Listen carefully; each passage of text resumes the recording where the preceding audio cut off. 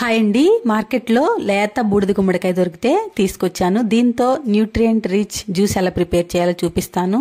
దీనిలో న్యూట్రియంట్స్ చాలా ఎక్కువ ఉంటాయని తెలిసిందే కదండి. దీనిలో విటమిన్ సి, ఫైబర్ ఎక్కువగా ఉంటుంది. కాల్షియం, బి కాంప్లెక్స్, పొటాషియం కూడా ఉంటుంది. 96% వాటర్ కంటెంట్ వల్ల బాడీ కూలింగ్ ఎఫెక్ట్ ఉంటుంది, హైడ్రేటింగ్ గా ఉంటుంది. డైజెషన్ కూడా ఇంప్రూవ్ అవుతుంది ఈ జ్యూస్ తీసుకోవటం వల్ల. ఇమ్యూనిటీ బూస్ట్ అవుతుంది అండ్ యాంటీ ఇన్ఫ్లమేటరీ కూడా. దీన్ని పైన పీల్ ఆఫ్ చేసేసి చిన్న చిన్న ముక్కలుగా కట్ చేసేసుకుని ఇందులో ఉన్న సీడ్స్ ని తీసేయాలి.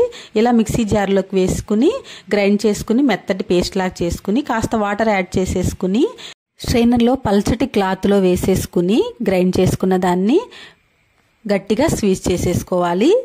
జ్యూస్ ఏమీ లేకుండా ఇలా గట్టిగా పిండేసుకున్న తర్వాత ఈ మిగిలిన పిప్పిని పడేయటమే. ఇంకా ఈ జ్యూస్లోకి 2 టేబుల్ స్పూన్లు తేనె, 1 టేబుల్ స్పూన్ నిమ్మరసం మిక్స్ చేసేసుకోవటమే. నేను మీడియం సైజు గుమ్మడికాయలో సగం తీసుకున్నాను. ఆ జ్యూస్కి 2 టేబుల్ స్పూన్లు తేనె ఇంకా హాఫ్ నిమ్మ చెక్క సరిపోతుంది.